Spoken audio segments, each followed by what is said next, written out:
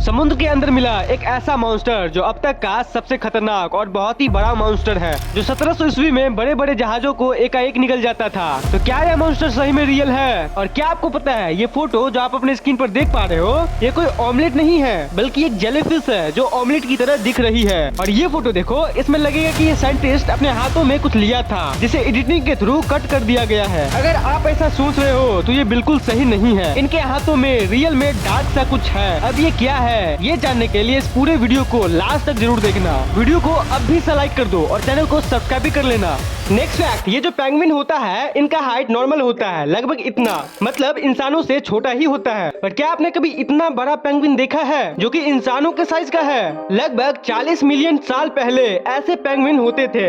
इन सबको monster penguin कहा जाता था और इनकी फॉसिल्स यानी अवशेष और हड्डियां न्यूजीलैंड में पाई गई है। 5 फीट 5 इंच से लेकर 6 फीट तक इनकी हाइट होती थी। अभी के नॉर्मल पेंगुइन्स का दादा परदादा यानी पूर्वज थे ये। नेक्स्ट फैक्ट, ऐसे यूनिक क्लाउड्स आपने कभी देखा है?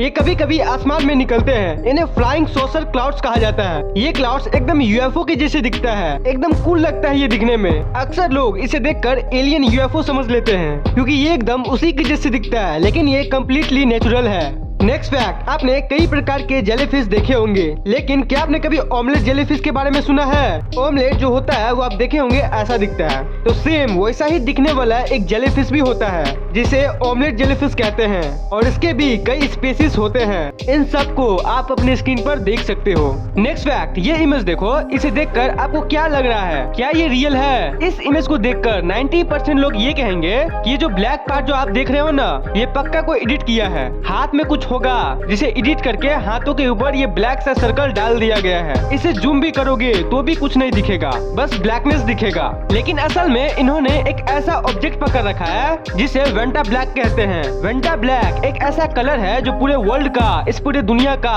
सबसे ब्लैकनेस सब्सटेंस है। एक ऐसा ऑब्जेक्ट जो इतना काला है कि ये सनलाइट को 100% एब्जॉर्ब कर सकता है। तो ये एक्चुअली में हाथों में क्या लिया है पता है? इन्होंने अपने हाथों में बास्केटबॉल लिया है जिसे वेंटा ब्लैक से कलर कर दिया गया है। तो ये होता है Vanta black. Next fact, Japan में जो न्यूक्लियर बॉम्ब गिरा था हिरोशिमा और नागासाकी में, तो क्या है कि जापान ही एक ऐसा इकलौता देश है जो न्यूक्लियर अटैक को झेला है, वो भी 2-2 बार। तो हम लोग मूवी या वीडियो में जो जापान पे बॉम्ब गिरता हुआ देखते हैं तो वो तो रिक्रिएटेड सीन्स होता है, एक्चुअल सीन्स नहीं होता है वो। यानी एक्चुअल जो फोटो होता है वो हमें नहीं दिखाया जाता है, वो सब कंप्यूटर से बनाया जाता है। तो क्या सही में ऐसा कोई रियल फुटेज नहीं है जापान पे परमाणु गिरता हुआ? तो फैक्ट ये है कि फोटो तो बहुत क्लिक हुई थी, लेकिन जब परमाणु गिरा तो सारे कैमरा इवन पूरा का पूरा शहर खाक बन गया था। लेकिन उसी में से एक आध डिवाइस बच गया था।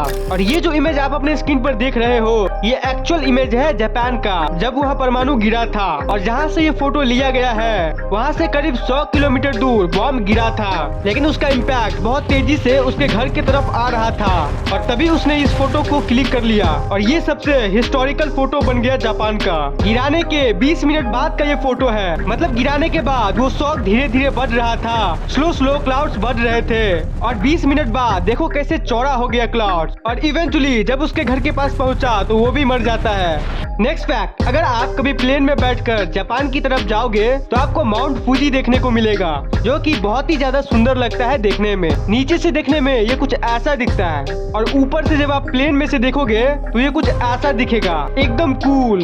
ये एक बहुत ही पॉपुलर माउंटेन है जो कि क्लाउड्स को काटते हुए आसमानों में निकला हुआ है। ये है mount Fuji. Next fact, palm tree तो आपने देखा ही होगा अलग अलग जगहों पर, लेकिन क्या आपने कभी उसका इंटीरियर देखा है? वो कुछ ऐसा दिखता है जैसा कि आप अपने स्क्रीन पर देख सकते हो। अंदर से वो खोखला होता है। नेक्स्ट फैक्ट, क्या आपको पता है कि बंदरों के 250 से भी ज्यादा स्पीसीज मौजूद है और वो सारे लिटरली ग्रूमिंग करते हैं। वो जो बालों में से जो जूस सब निकालते हैं हम इंसान, तो ये सभी अपने आप को साफ रखने के लिए ऐसा करते हैं। मतलब ये बहुत ही क्लोज है इंसानों के, ये तो सबको पता ही है। पूरे दुनिया में ऐसा कोई जानवर नहीं है जो ग्रूमिंग करता हो, लेकिन जो बंदर होते हैं, बंदरों के सारे प्रजाति, वो ऐसा करते हैं। दैट्स गजब। नेक्स्ट फैक्ट, हम इंसान स्पेस में कितना चीजें डिस्कवर कर लिए हैं। प्लूटो प्लेनेट तक जा चुके हैं। तो इतना टेक्नोलॉजी हो जाने के बावजूद भी आज तक हम समुद्र के अंदर की मिस्ट्री और पाताल लोक को सॉल्व नहीं कर पाए हैं। हम इंसान धरती पे सिर्फ 12 किलोमीटर अंदर तक ही रिसर्च कर पाए हैं और समुद्र को सिर्फ 5% ही एक्सप्लोर कर पाए हैं।